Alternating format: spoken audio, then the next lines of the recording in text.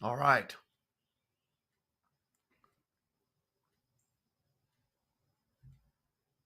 I can't hear you.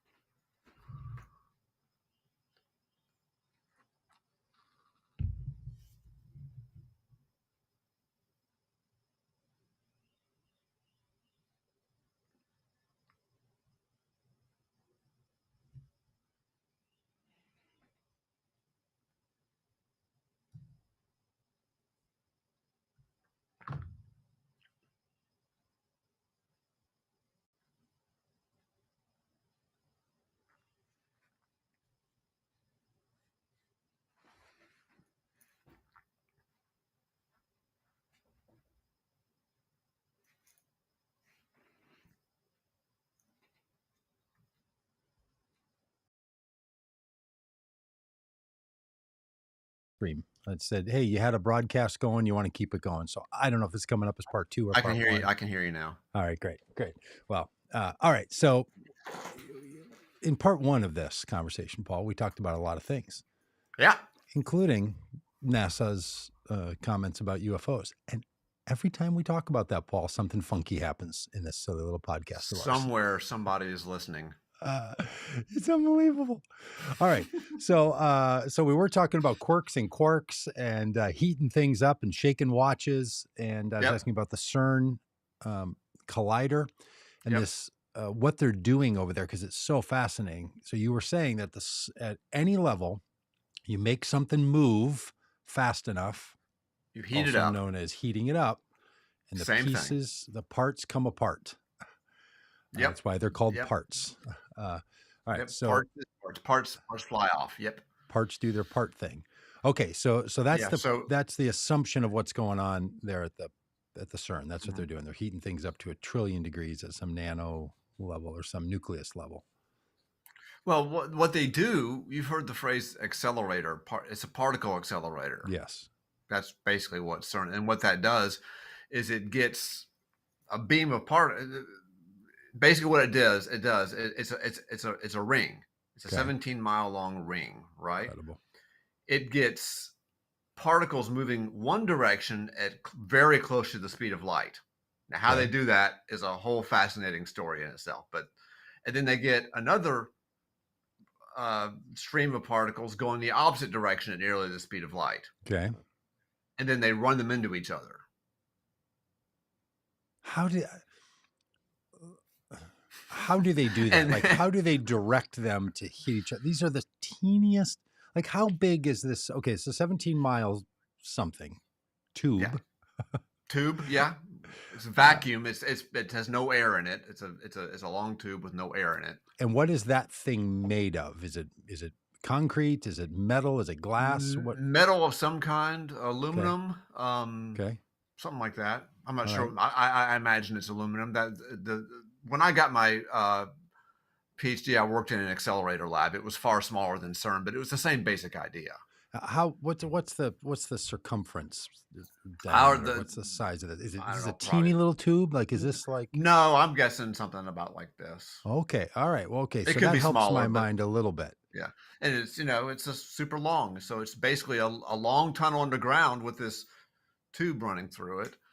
And the particles are directed with essentially with magnets, because they're charged particles that are Okay. doing this moving. They're ions, they're positive ions that are making these trips, and so Okay. they're affected by magnets, and they use magnets to steer and focus the beam. All right. So they're whipping these things around. Yeah. Um, and not every day. It's not like they're right. They're not doing this every 24 hours a day every day, right? They're not just whipping particles around. They have to start the thing Well, up and all that. yeah, but I think that oftentimes, I don't know, but my memory seems to tell me that there are seasons when the thing is on and seasons when it's off, and Mm-hmm. when it's Mm-hmm. on, the particles are basically always in circulation. Okay. But then it's kind of like a railroad yard. You can kind of steer them onto different tracks. Okay. And then when the detector's ready, because there's a big detector where these collisions happen, they kind of steer the particles into the detector. And so, but I Unbelievable. think that the particles are almost always during an on week or an on month or an on season, they're almost always moving. But then you get them, because it's not an easy thing to get them going. And once you got them going, it's best to keep them going. You know what I'm saying? Yeah, totally. Well, yeah, Yeah. the whole thing seems nearly impossible. And by the way, Yeah, it does. this is the largest, this is the biggest one currently in the world. Yeah. Yeah. But there's a lot of these colliders around, right? So people are doing particle colliding in Yeah. a dozen or University. 100, or are there a lot There's of probably colliders? 100 decent sized Okay. ones around the world, and then a bunch of smaller ones. And there was a big project a decade or so ago where the United States was going to build the largest one ever to really solve some Yeah, questions. in Texas, and that was actually, you say a decade ago. It was 30 years ago. Was it? Yeah, I know. Jeez. Believe me, Oh, I man. know the feeling, Doug. But the only reason I know that is because that collider, that accelerator was canceled while I was in graduate school in the Really? mid 90s. Huh. I was somehow trying to And blame Trump for that, and it just, no, be it's just nice, a but reflexive habit. it was canceled in our lab. Our lab got a whole bunch of cool stuff Because they canceled that. Yeah, they canceled all this equipment they had basically ready for that. Got What would they have to distributed. do? Oh, like they were building this thing. They had all this Yeah, stuff, and then they had to part it out and yeah, say, they well, had who's to. going Yeah, so had we to have a got some cool. yard sale like a Trump property in New York is going to Exactly. get liquidated. Yeah. Yeah, exactly. Can't wait for that. Who Yeah, wants the gold toilet? Nobody. exactly. Okay, so in this article, we only have a couple minutes left because of the government taking down our internet. Yeah. I'm kidding about that. Haha. They're going to do it. They're going to do it again. I know. There's no humor. It's humorless. Humorless bureaucracy. In this article, they're talking about the quarks. Mm-hmm. So I feel like quarks are a fairly new concept of understanding the elements of what makes up the world. Is that 50, is that fair? 50, 60 years old is the idea. Okay, yeah, I'm trying to think when that was. I'm guessing it was around the 50s or so when it was first dreamed up. okay. Yeah, quarks are. I mean, you learn in school, right, that there's molecules, and molecules are made up of atoms, and atoms have nuclei, and nuclei are made up of protons and neutrons. And the hip bone's connected to the leg bone. Yep. Yeah, but you don't normally. That's about where it stops for most people, Totally. right? But you can keep going. Just like, you can keep going down. In other words, protons and neutrons are composed of even smaller particles. And that's been a bit of a surprise in the last few decades, right? Just how the elemental particles, the elemental elements are not they're even more elemental than what a lot of people assumed. Yeah. So probably in the 50s, I'm guessing, is when Gell-Mann, that's the last name of the fellow who first came up with this idea, proposed it. But basically, protons and neutrons, a single proton is composed of 3 quarks, and a single neutron is also composed of 3 quarks. So, all right. So what really caught my eye in this article was this little section that I screenshot and then sent to you, where it says quarks come in 6 different flavors, but the vast majority are in the observable universe consist of just 2, up quarks and down quarks. Correct. What I love about this is all of a sudden, when it comes to quarks, they're not going to use like fancy science language. They're like, you got ups and you got downs. And then it says a proton consists of 2 up quarks and 1 down quark, a neutron, 2 down, 1 up. Kind of makes sense. Then goes on to write, the other 4 in ascending order of heaviness and elusiveness are strange quarks, charm quarks, beauty quarks, and top quarks. That's right. Okay. Although there's a weird thing about that list. There was a big flap of, not a big flap, but within the scientific, within the physics nerd community, there was a flap about the names, because there were 2 competing sets of names for the last 2. Okay. There were truth and beauty. Okay. Or actually beauty and truth, to put it in the right order. Okay. And there was bottom and top. Okay. And this list seems to have combined beauty and top, which come from different sets. You see what I'm Oh, saying? I mean, those two, because top and bottom go together, beauty and truth go together. But that list had beauty and top, which I've never seen before. That was an odd part of the thing about that list. But there was a see. flap about the names. Uh, Super nerd alert. That's so awesome. yeah, So, like yeah. in every field, in every form of knowledge, there's a set of ideas, and then people who are like, it's not how we say it around here. So top and bottom, the beauty and truth, I think, Okay. got panned by the hardcore. We can't be too whimsical here Well, group. see, and that's how I felt about it, because for all the big concepts and all of this stuff, and even like protons and neutrons, quarks in and of itself feels like science fiction Well, it came words. from a nonsense poem. Oh, is that Um, right? yeah, by Lewis Carroll. Okay. Yeah, Oh, well. I don't know who it was who named them first, But but then they name yeah, these four less uh,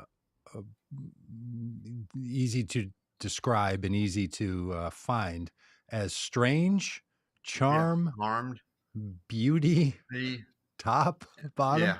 Like, Aren't they thank great? you, science naming conventions, for making this stuff interesting.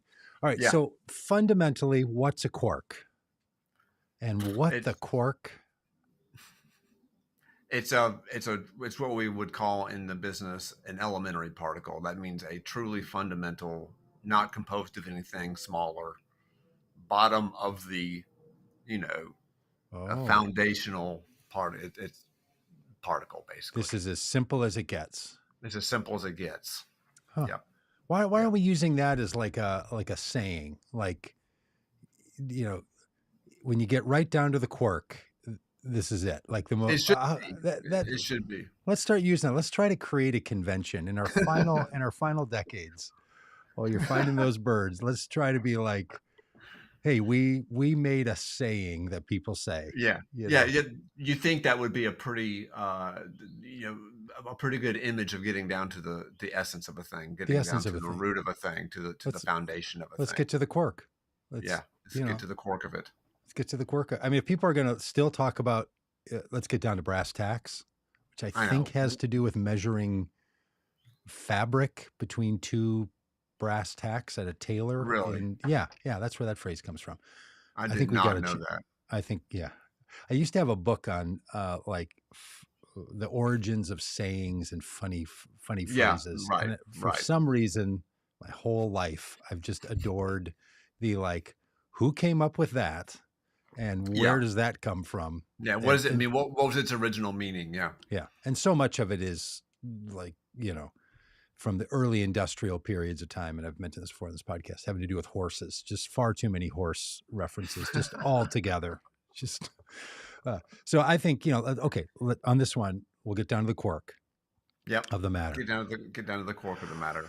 Quirk of the The matter. quark of matter. Quirk of matter. Okay, talk about this quirk of matter. Any suspicion from any smart up and coming Agnes Scott, soon to be graduate student, that's like, I know they're telling us that the quark is the bare essence, but we used to think that about the nucleus or whatever, like, Yeah. Yeah. So maybe we can go deeper. Well, anybody? there's a couple issues with that. One of them scientific, and that's that at this deep quantum, at the bottom of the deep quantum hole, kind of things are very they're hard to separate out. Things are hard to separate out because of the nature of matter at those small scales. So it'd be challenging to find something smaller.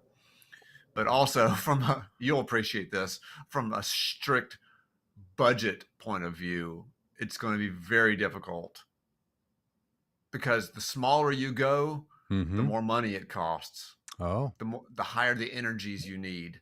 Higher energies mean, and as energies go up, the budgets expand rapidly. oh, So getting to a smaller, finer scale than the quark would be beyond anybody's budget right now. oh, I see. Okay, it's going to Yeah, be that elusive. it could be, but again, there are scientific reasons for suspecting that this is probably the bottom of the I don't want to say pile, but the Uh, bottom of structure, basically. the quark of the quark. Yeah. When another thing that was interesting in this article was this kind of passing statement that the reason they need these colliders and to actually do this work and ram things together and bring them up to 1,000,000,000,000 degrees or whatever they're Hmm. doing in there is because you can't get the answer via the math. And I thought that was Oh, interesting because so often math kicks in because we say things like, we don't have an experiment that can get there, but we know the math tells us this is how far a star is. That so much of it is yeah, produced by math, and right. this one seems to be like whatever we're doing in math can't answer that. This was what I took from that Yeah, comment it anyway. it, Is it that really is that fair? it really isn't. Yeah, because it really isn't a new frontier, and we don't know how to model it mathematically. We just don't know. There may be some math out there waiting or sitting around Wow. waiting to be used for it. That's what Einstein did. He basically came up with relativity, and there was already math laying around that he could use that had not been used for physics. It was just pure math. These ideas mathematicians came up with turns out were very useful. Wow. And there may be something like that here. There may be some math Okay. laying around that can be applied, but we don't know what it is yet. But whatever we're using now for our math formulas, you still does that somehow feel good to physicists Yeah, like you? yeah, That look, yeah, maybe this isn't all going to just drift off into faster computers and yeah, computing technology. Somebody's got to do a thing, and then there's an observation of it, and then you got to yeah. haggle about it, and then you got to And argue that's about what the physics names. is. Physics is about experiments. It's about Yeah, asking, as Galileo would put it, asking nature a question, yeah. um, by experimentation. And that's the thing I think is so cool about this, and why maybe this is what's caught me about the CERN since I've been hearing about it since I was, I don't know, 25 or something. Yeah. Is it it's scientists doing the thing that kids do. Let's jam two Right. things. Right. First of Right. all, let's break something open, Yeah. look inside, and let's do it by ramming things into each other. Something's What just what happens if we fantastic about that. what happens if we stick a broom handle into the back spokes of my bike while I'm riding down? Let's find out. Totally. I was pulling our 4-year-old grandson, a 3.5-year-old grandson, in a trailer on my bike. He's got long enough legs. He'd put his foot up on my back tire, to Oh, feel it. And I can feel him and hear him doing it. And I'm like, Wesley Puck, you can't put your foot there. yeah, yeah, can't do that. Simultaneously thinking, oh my gosh, please keep putting your foot wherever. Like, what's going on? That thing's spinning. I'm gonna Yeah, touch it. I'm gonna yeah, put my yeah, foot there. I'm gonna see if I yeah, can slow it down. Like three and a yeah. half year old, 4-year-old kid is like doing that thing. Right. And then And call it, that's what science is yeah, at its best is yeah. exactly that same thing. That's great. And then calling it things like charm quirks and beauty Right. quirks and Right. like that simple and poetic kind of language. That's why I just find everything about this CERN collider great. So we're able to do this, find quarks, jam things together, but Mhm. somehow I can't keep my internet running through an entire Thursday podcast with Doesn't make any sense, does it? astrophysicist Paul Wallace.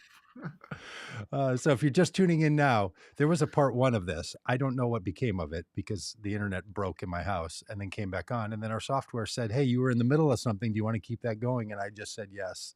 So who knows what's Who happening. knows? But wherever you're watching this, you might find an earlier conversation where Paul and I talk about all kinds of nonsense. But Paul has an 9 a.m., a 10 a.m. stop time wherever you are. Paul's in 10 a.m. I'm in 9 a.m. Jim is in 7 a.m. and he just jumped in the chat here. Wow. So Good wherever you're morning, coming Jim. from, good morning, Jim. And you know what he says? Good morning. I slept in. Jim lives in California. He's told us that on the chat before. I'm not breaking any. And he's saying I slept in, and it's 7 a.m. Wow. Way to get after it, Jim. Love it. Props to you, Yeah. Jim. Hey, good for you sleeping in. I hope you go have a mimosa with your breakfast. There you go. Make it a brunch. All right, Live Paul. it up. Anything else? What are you teaching the students today? What are What they are we going to doing have? today? We're talking about this big thing that Newton did. Uh, we are basically proving something that took Newton 20 years to prove, That little so that he could fig sandwich with the so cake that he the could outside and the yeah, that's it. fig. So that he could publish his book. It's a really important result that really he stopped. He didn't publish his book for 20 years because he couldn't prove this certain thing. But see, he had to actually invent calculus before he could prove it. So we already have calculus in our pockets. So thanks to him. He had to invent So calculus. Did he also invent the fig Newton, or is that just a figure of he my did not. imagination? He did not. Okay. No, he did not. I bet if you said it and wrote it up on the whiteboard and said a couple things that that Newton had to do was create the fig Newton and then also create calculus, I'm guessing that would just become an inarguable fact in the mind of That's some right, people. and they would tell everybody that for the rest of their lives. They wouldn't Yeah. they wouldn't question me at all. No, because they wouldn't Nothing. say I heard it as a joke on a podcast. They would say, no, Right. I learned it from an astrophysicist that has worked with a collider. So he's Yeah, my not son. gonna Yeah, my lie science to teacher told me. he's not gonna lie to me about who made the fig Right. Newton. Right. All right. Well, thanks everybody for being a part of this and tolerating our breaks and all. And Paul, you're now 2 minutes past our promised end time, so we're now done. Goodbye, everybody. It's all right. Okay.